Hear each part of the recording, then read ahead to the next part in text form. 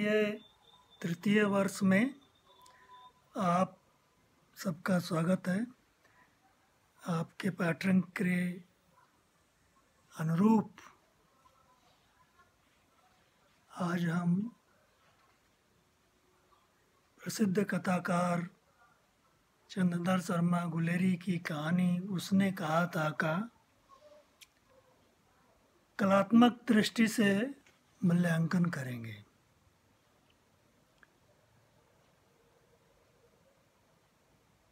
इससे पहले मैंने इस कहानी पर बात करते हुए मैंने उल्लेख किया था कि यह कहानी अपने देश काल के विस्तार में या देश काल के विस्तार के कारण इसे कुछ विद्वानों ने उपन्यास की सृष्टि कहा है तथा इसको एक कहानी कला के रूप में दोष के रूप में भी इंगित किया है, क्योंकि कहानी का परिवेश या फलक इतना विस्तृत नहीं होना चाहिए। जैसा कि हम जानते हैं कि कहानी एक बैठक में पढ़ी जाने वाली विधा है। 45 से 60 मिनट तक हम इसको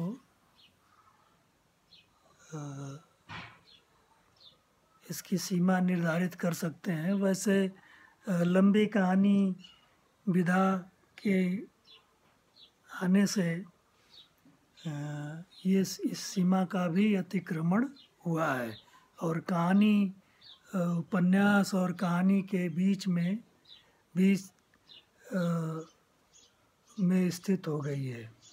आज के दौर में लंबी कहानी के संदर्भ में अगर हम बात करें तो यह हिंदी की पहली कलात्मक कहानी भी है जिसमें हिंदी कहानी कला की लगभग सारी विशेषताएं तो हैं ही, लेकिन प्रारंभिक दौर में ही यह कहानी फ्लैशबैक या पूर्व दीप्ति का प्रयोग करने के कारण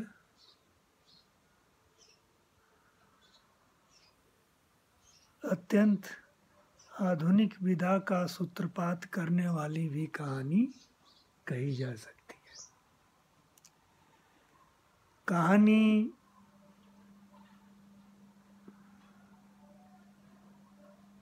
का मूल्यांकन आमतौर पर कहानी के तत्वों के आधार पर किया जाता रहा है, जिसमें कथानक,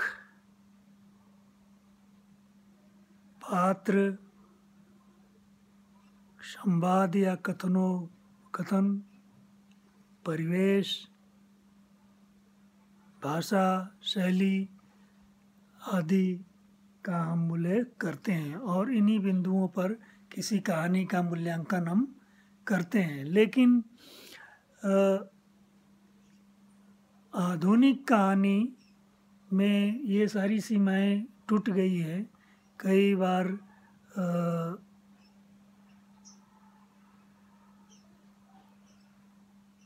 परिवेश ही जो है वो कहानी के प्रकृति और संदर्भ को भी व्याख्यायित कर देता है। उदाहरण के लिए जैसे हम कहें कि ग्रामीण अंचल का चित्रण कहानी को एक आंचलिक कहानी के रूप में हमारे सामने प्रस्तुत करता है। तो ये ग्रामीण परिवेश का चित्रण है। ये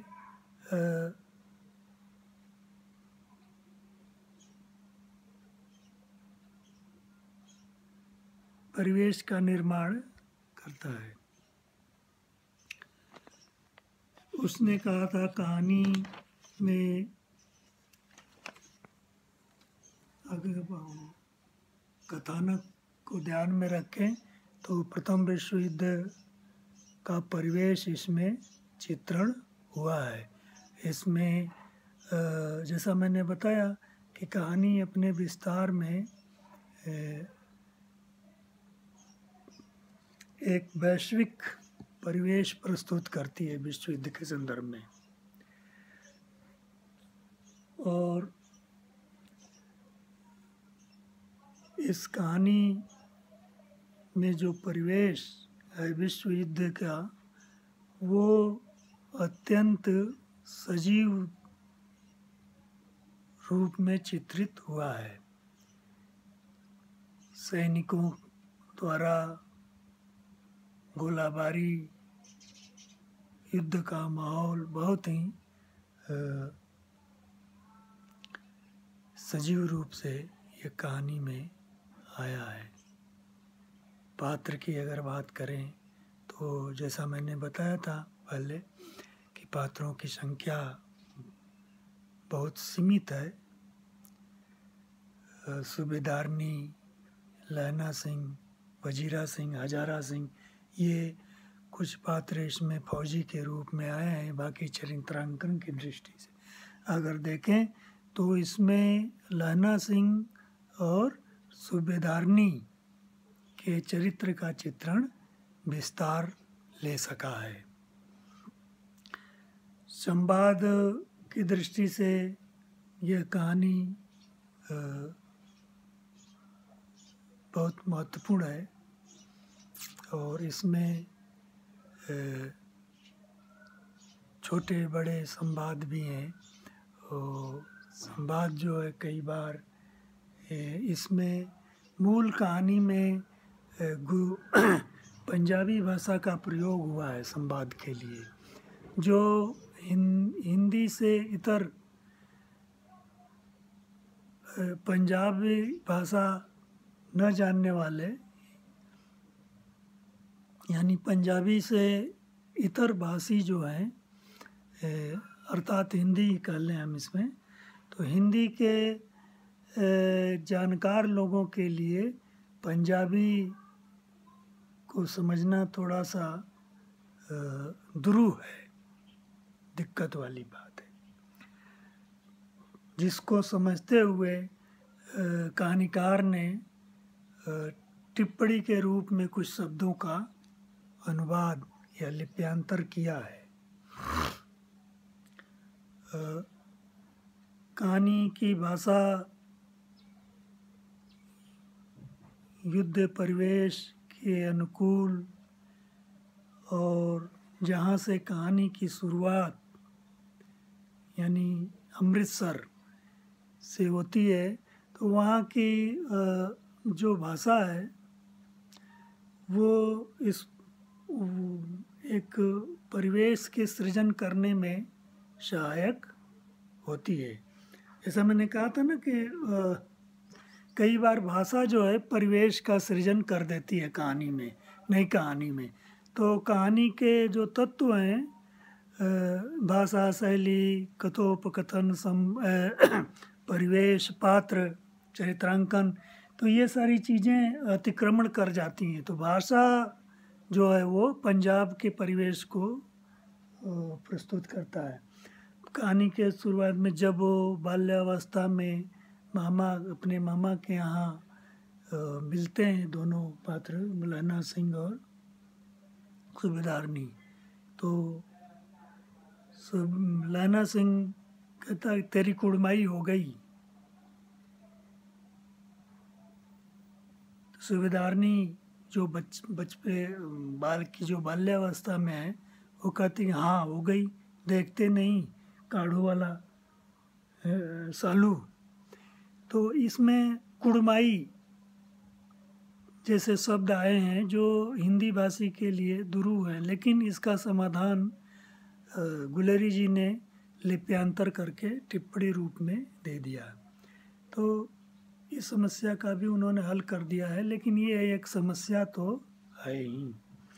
शैली के रूप में जैसे मैंने बताया, ये हिंदी की पहली कहानी है जिसमें पूर्व दीप्ति या फ्लैशबैक, अतीतावलोकन जिसे भी कह सकते हैं, का प्रयोग हुआ है। जहाँ लहना सिंह को युद्ध काल में गोली लगती है और उसको जो है स्मृतियों में वह उसके गांव, घर, भांजे, भतीजे का स्मरण आता है। तो ये सारी चीज़ें फ्लैशबैक में होती हैं। तो ये इस दृष्टि से अगर हम कहें तो हिंदी कहानी में उसने कहा था पहली कहानी है जिसमें फ्लैशबैक अर्थात पूर्व दीप्ति या अतीतावलोकन शैली का प्रयोग हुआ है। कुल मिलाकर ये कहा जा सकता है कि उसने कहा था कहानी कला के दृष्टि से एक सफल कहानी है, जिसमें प्रेम, त्याग, बलिदान, निस्वार्थ बलिदान, देश प्रेम, व्यक्तिगत प्रेम, सबका निर्वाह उसमें किया गया है। धन्यवाद।